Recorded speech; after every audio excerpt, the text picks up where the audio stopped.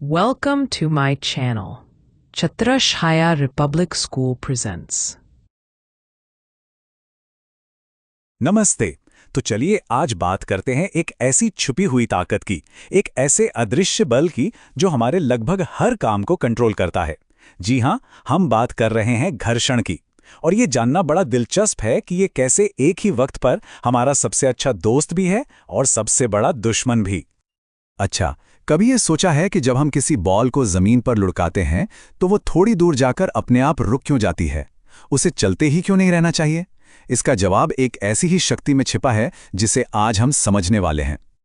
जी हां, इस रहस्य के पीछे है घर्षण, वही अदृश्य शक्ति जो हर चलती हुई चीज को रोकने की कोशिश करती है। तो आइए जरा इसे और करीब से जानते हैं। तो तकनीकी तौर पर घर्षण वो बल है जो हमेशा गति का विरोध करता है। मतलब अगर कोई चीज आगे की तरफ जा रही है तो घर्षण उसे पीछे की तरफ खींचेगा। यह हमेशा उल्टी दिशा में काम करता है, एक तरह का ब्रेकर। लेकिन सवाल यह है कि यह बल आता कहां से है, मतलब यह काम कैसे करता है? इसका जवाब जानने के लिए हमें चीजों की सतह को बहुत ही ज्यादा करीब से माइक्रोस्कोपिक लेवल पर देखना होगा। देखिए, कोई भी सतह, चाहे वो हमें कितनी भी चिकनी या स्मूथ क्यों ना लगे, असल में पूरी तरह से चिकनी नहीं होती। अगर हम उसे माइक्रोस्कोप के नीचे देखेंगे तो उसमें बहुत छोटे छोटे गड्ढे और उभार दिखाई देंगे। इन्हें ही अनियमितताएं कहते हैं। और बस यही है घर्षण का असली राज। जब दो सतहें एक दूसरे के संपर्क में आती हैं तो उनकी ये छोटी छोटी उबड़ खाबड़ जगहें आपस में अटक जाती हैं, या कह लें कि इंटरलॉक हो जाती हैं।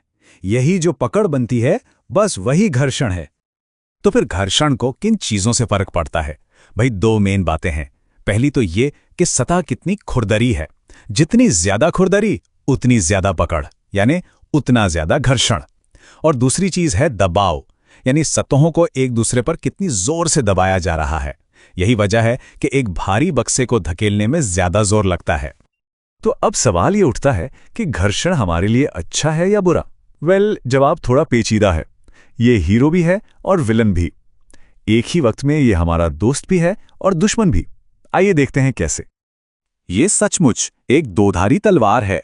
एक तरफ तो ये हमें चलने फिरने, लिखने और चीजों को पकड़ने में मदद करता है, मतलब इसके बिना हमारी दुनिया ही रुक जाएगी।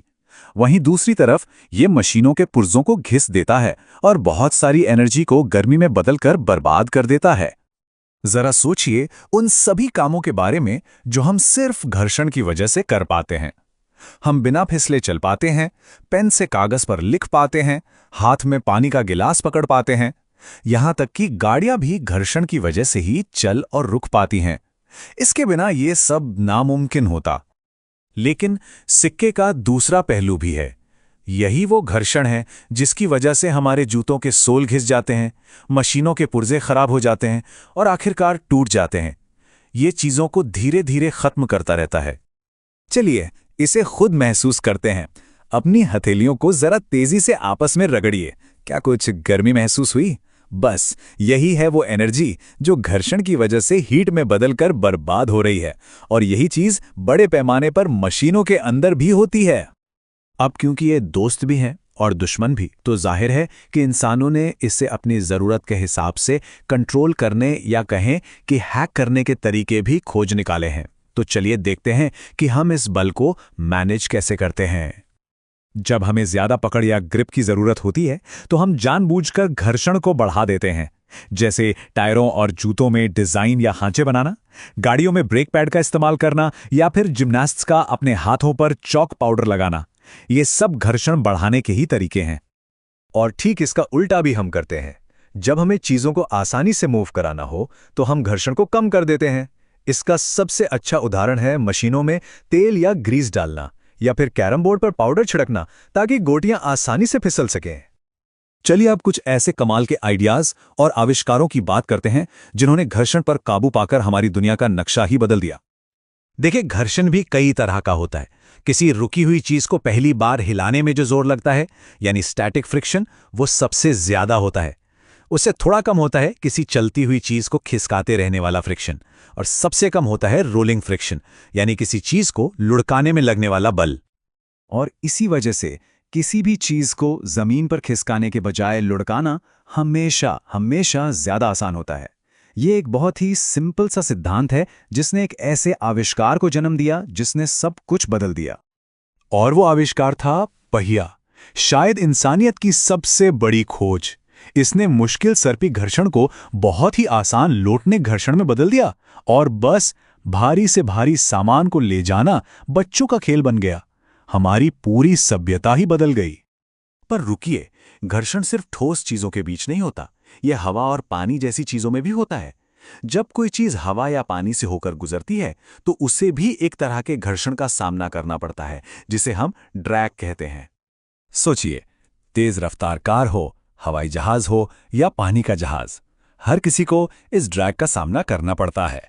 और इससे बचने का तरीका हमने प्रकृति से ही सीखा है। जैसे पक्षियों और मछलियों का शरीर होता है, ठीक वैसे ही गाड़ियों और हवाई जहाज़ों को एक खास स्ट्रीमलाइन्ड शेप दिया जाता है ताकि वो हवा या पानी को आसानी से चीरकर आगे बढ़ सकें। अब एक पल के लिए ये सोचिए, एक ऐसी दुनिया की कल्पना कीजिए जहां घर्षण है ही नहीं। तो क्या होगा? कोई भी चीज जो एक बार चल पड़ती वो कभी नहीं रुकती, वो बस चलती ही रहती, हमेशा हमेशा के लिए। एक बार फेंकी गई गेंद कभी जमीन पर नहीं रुकती।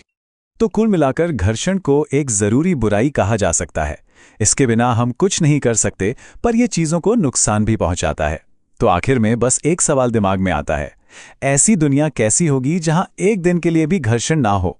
सोच कर देखिएगा।